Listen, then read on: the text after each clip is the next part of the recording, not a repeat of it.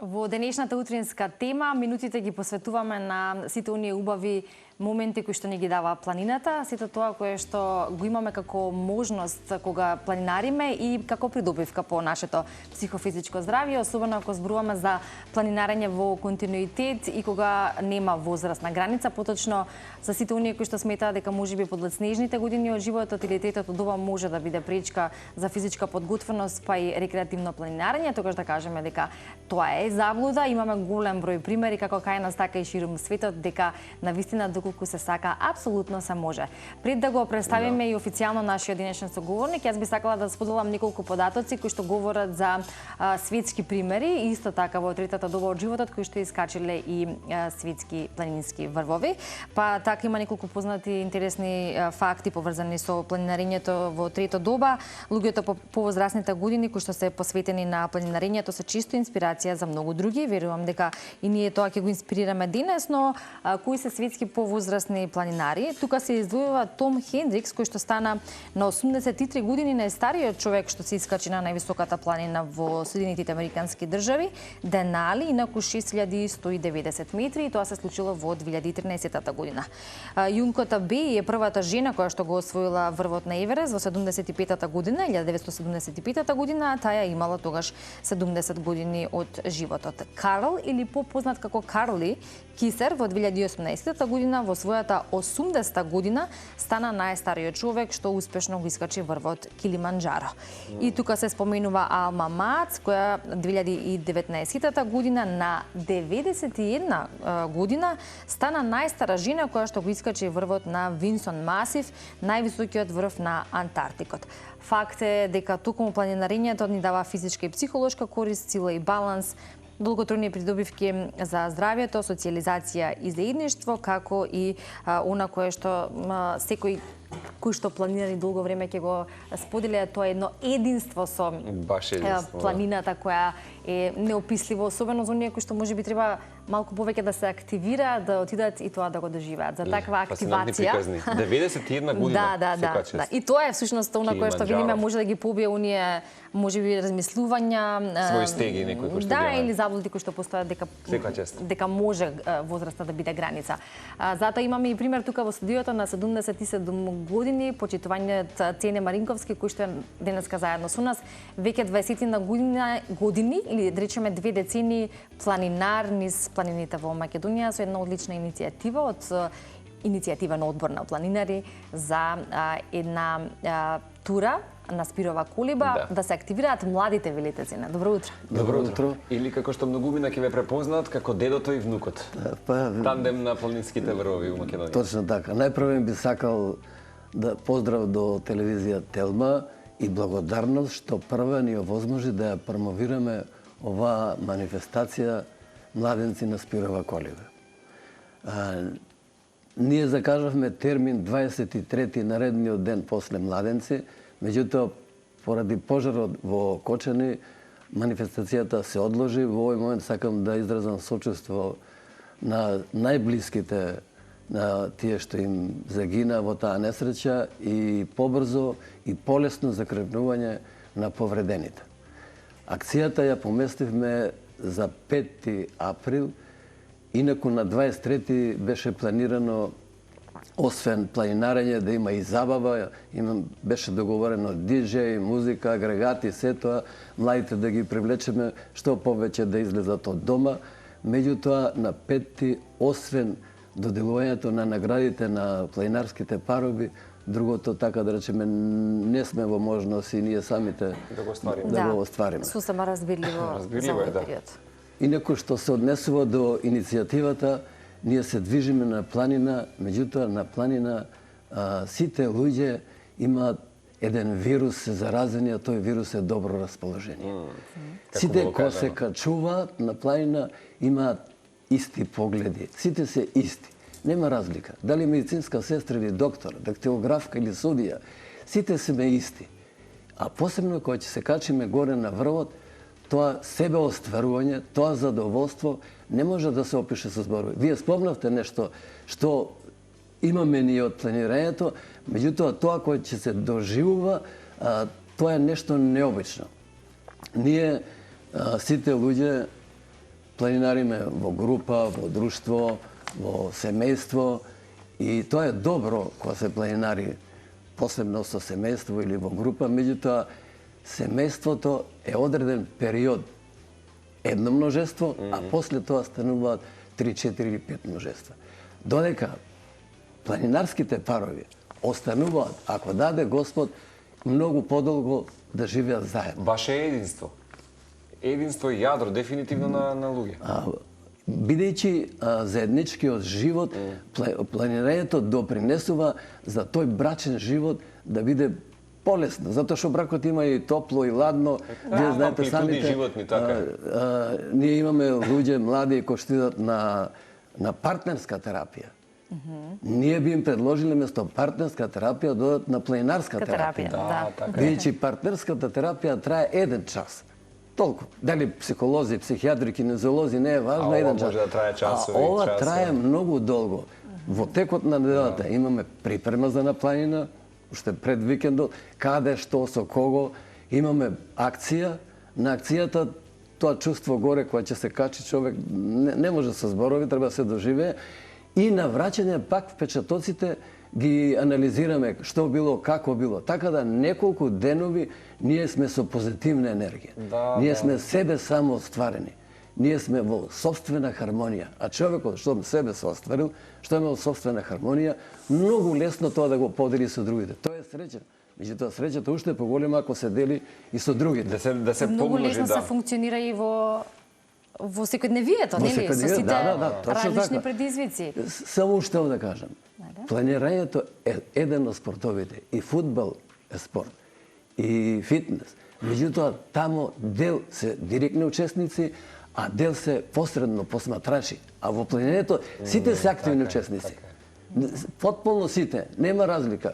Дали на возраст, дали на пол, сите сме исти. Тоа е предност за човекот. Затоа, а плюс, сите живееме во населени места, кај што имаме два вида на загадување. И аерозагадување, и аудиозагадување.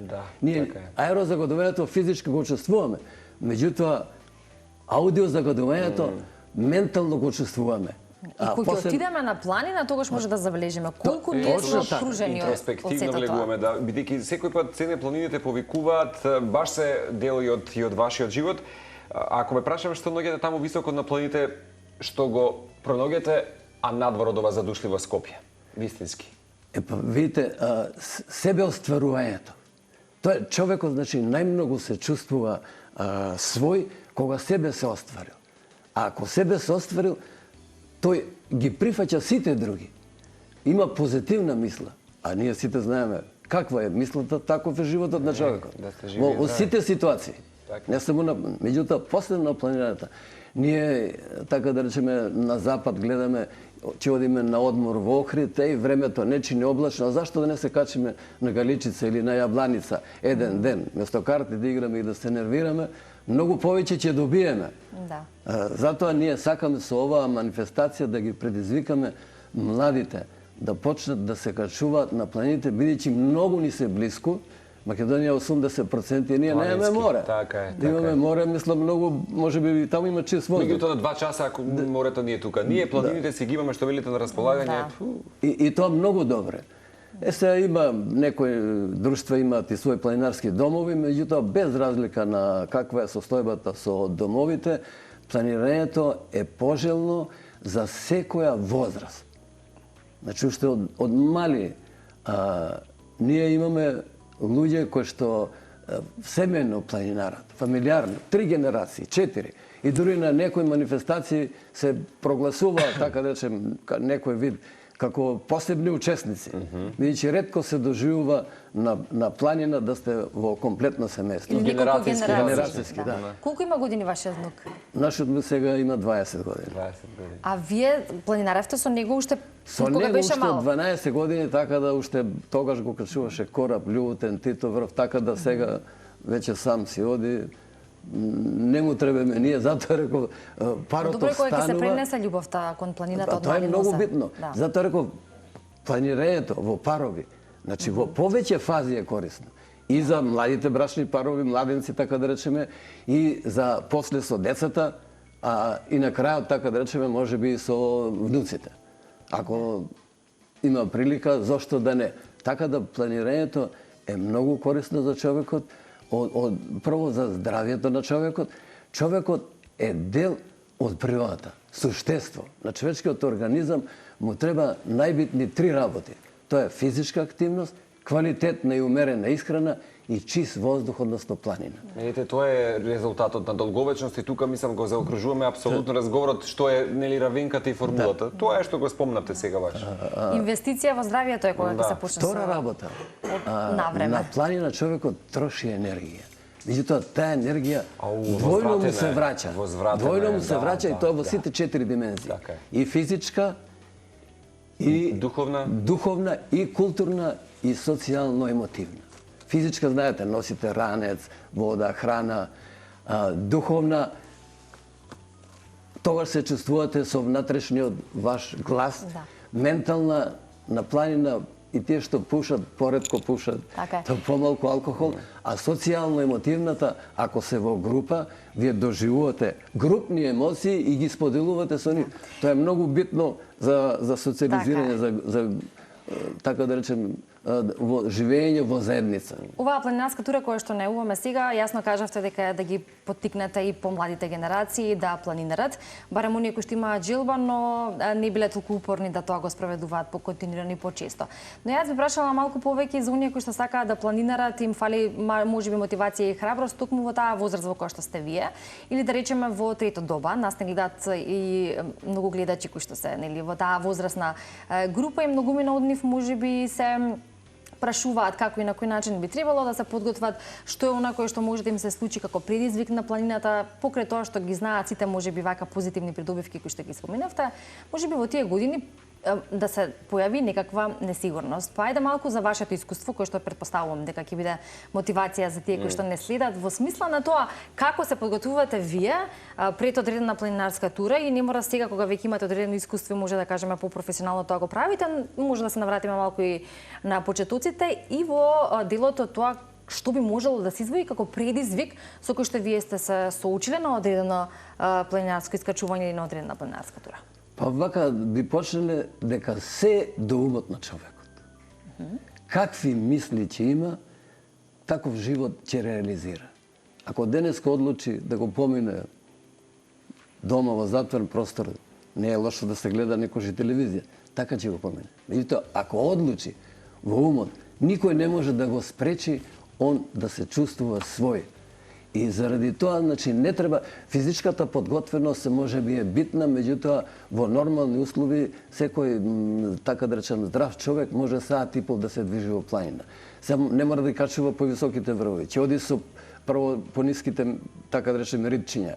Меѓутоа со тек на време, ако тој почне да планинари, адреналинот тогаш бара повеќе. Само може од здравствени причини да престане да планинари.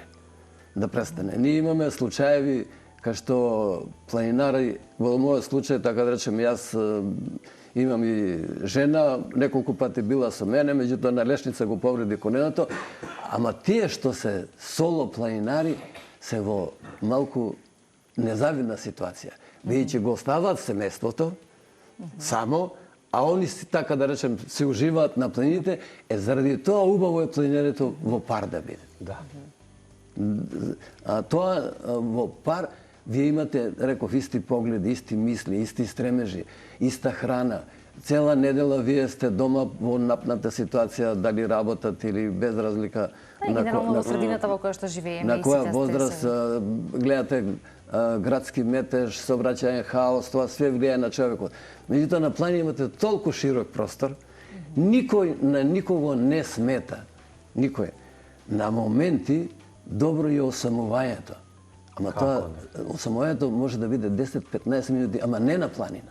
На планина никако осамување. Но многу одат на планина и да се така, да се дистанцираат малку и да бидат сами со своите мисли или сами со себе, како велиме. Добро, самата експедиција и патувачка приказна е нели сама со себе да ви дојдат и прашања и одговори поинакви, како велите вие, себе спознавање, тоа е планината. Тоа е себе спознавање, себе остварување.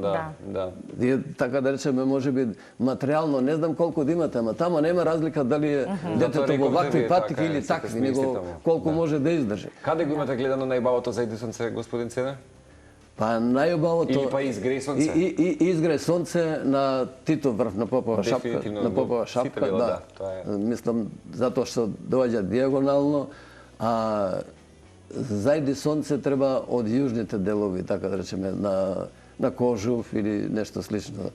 А меѓутоа ние не чекаме зајди сонце, ние повеќе сакаме изгреј сонце. Затоа што сите вие знаете, како се кажува, ако човек остане порано, го зграпчува денот. Ако стане покасно денот, ќе го зграпчи него. Така да ќе го потроши времето, како што не му одговара, меѓутоа ако се успее до Карпе дием, како рековме. Инаку искачување, да, искачување планина во парови. Еве, зад камери споминавме пред да започнеме со разговорот.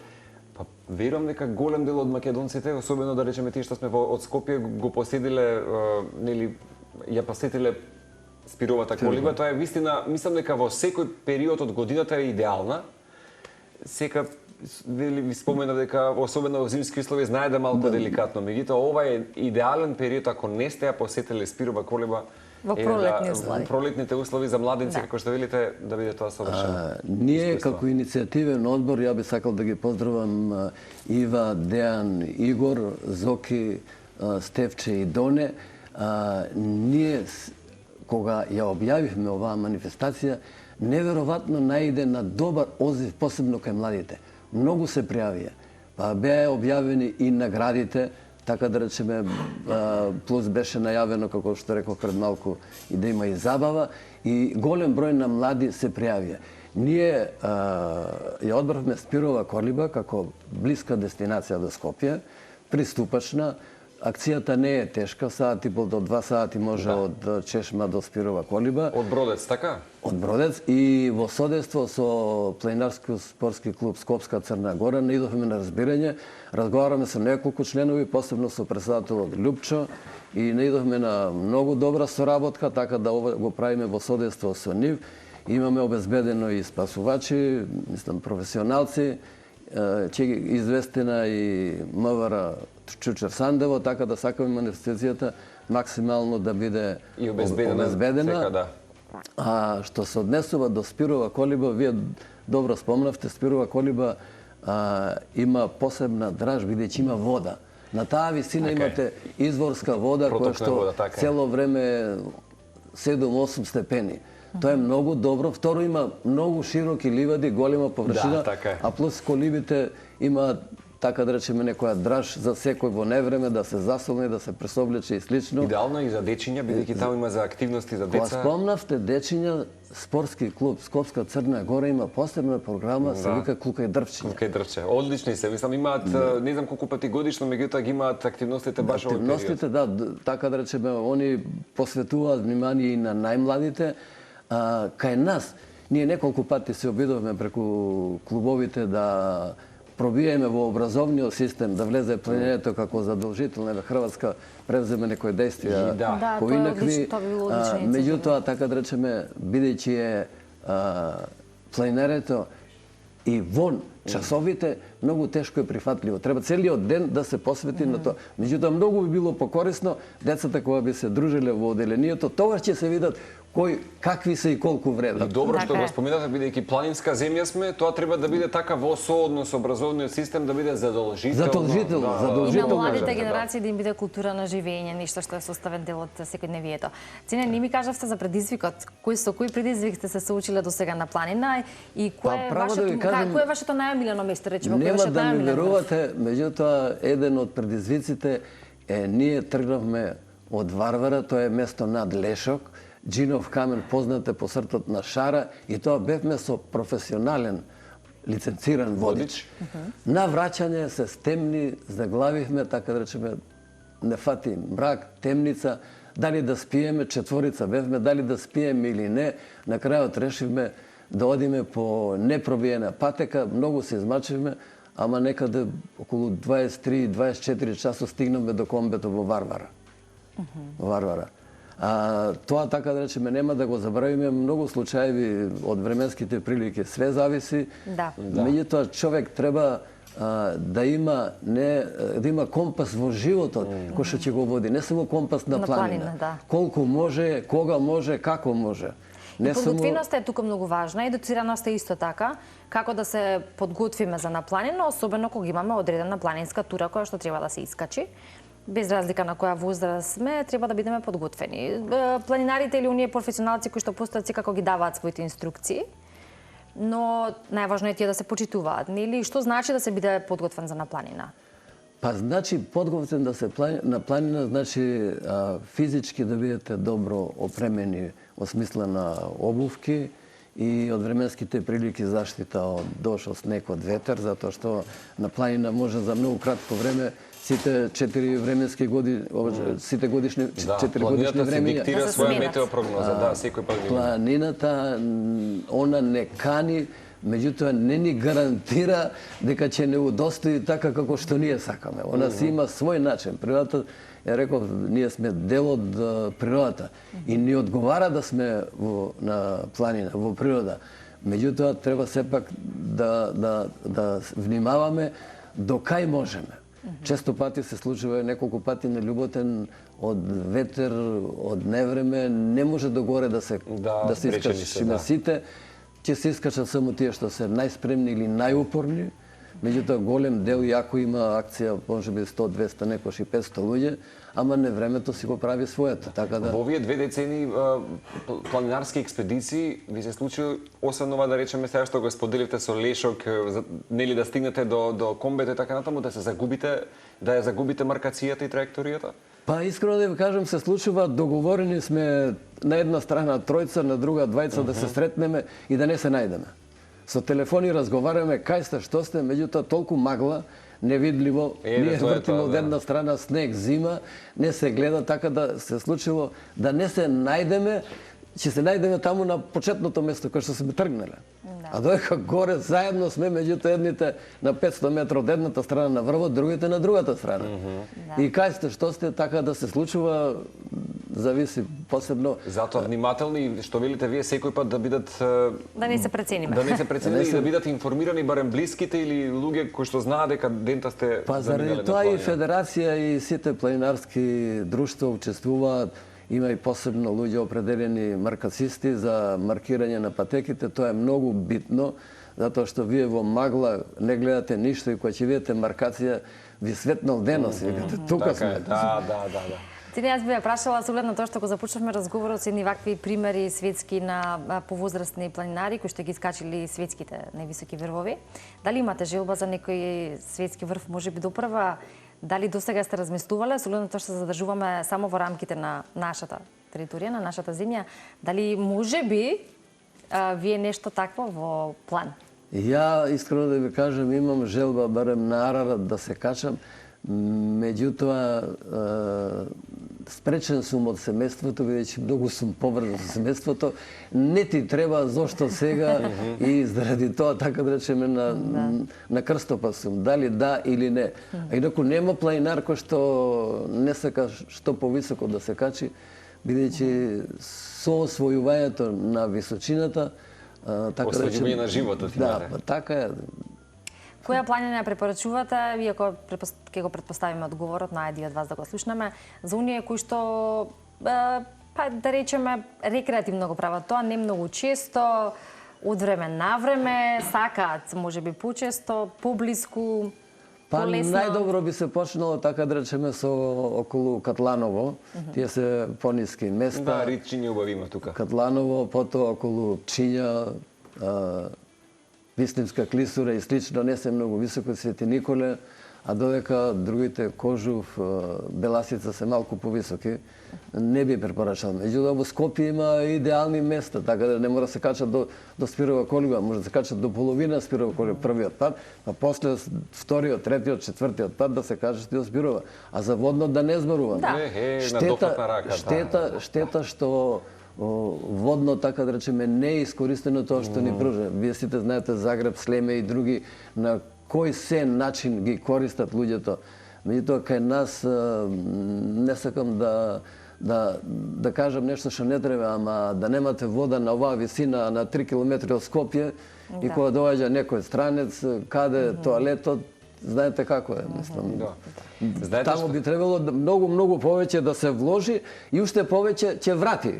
Како не, мислам, водно е, секој пат велиме нашите белите дробови тука на Скопје, апропо што го кажате. Имаме многу возрастни исто така планинari на водно, дали рекреативци или оние. А на водно има луѓе кои што се качуваат најмалку 3 или 4 пати неделно. Да. И секоја чест за тоа. Да си го најдат своето прибежиште и од аерозагадувањето и ауди загадувањето. И уште еднаш само за крај да подсетиме 5 април, така? 5 април тргнувањето е од Чешми кај Бродец. Паровите тука ќе се регистрираат. Не е тешка акцијата. Горе имаме награди, мора да ги спомнам. Многу физички и правни лица ја поддржа оваа манифестација, така да имаме награди, ручек за двајца вечера, бесплатна посета на фитнес клубови. Имаме најважната награда ни е патување за Јужна Италија со 50% плаќање за паровите. За првиот пар кој што ќе пристигне? Да, не е први. Оваа година ни е промотивна, оваа година сакаме така да речеме случајно, ако дојде, ако се качи некој мало дете, ќе го замолиме него да извлече парови и според бројот на паровите, мислам која бројка ја имаат, таква награда ќе добијат. Супер легитимно. Да не биде наместено или не знам што, а тоа нема да знае која бројка, која награда носи. Меѓутоа многу голем одзив идеме кај физички, кај правни лица и сите, како да речеме, едва чекаат каде е тоа, кога ќе биде да се качат, и тоа да почекаме истинска прилика. Пети да дојде, имате посебна покана. Благодариме. Не парови и како ви одговара така. Може битно да се почетокот на април да го започнеме токму со искачување токму на Спирова колива. Па како што се буди природата, се разбуди и ние именно циклусот. Одлична иницијатива и идеја која што треба да биде прифатена и реализирана. Да, и да биде нели секоја година да ја имаме, да не биде еднаш или неколку пати само. После ќе се договориме иницијативниот одбор дали ќе биде како движење, како здружение. Меѓутоа, мислам дека цел свет го обележува денот на пролетта на свој начин, а ние сакаме на овој начин кој што ќе допринесе за младите и главното мото ни е поблиску до планината, до природата, поблиску еден до друг, бидејќи сме потребни еден на друг. А децата тоа ќе го копираат. Одлично, со ова можеме да завршиме. Одлична порака за оние кои што не следат. И повозрастни и помлади. Да, обично од секој разговор ќе се извлечеме некаква полка, ќе запомниме, јас ќе запомнам дека треба да го имаме тој животен компас, дека треба да бидеме во парови на планина, така? Пожелно е. Сите сме, не знаеме утре што не чека. Сите сме со живот, може да останеме со за да не чека некој дома, ние да планинариме, може заедно. Ако има, многу е подобро, бидејќи влијае на брачната заедница. Како не? Тука имаме едно психолошко планинско советувалиште. Сме ги решистеле проблемите дома некој пат и секако ќе ве чекаме за следна прилика.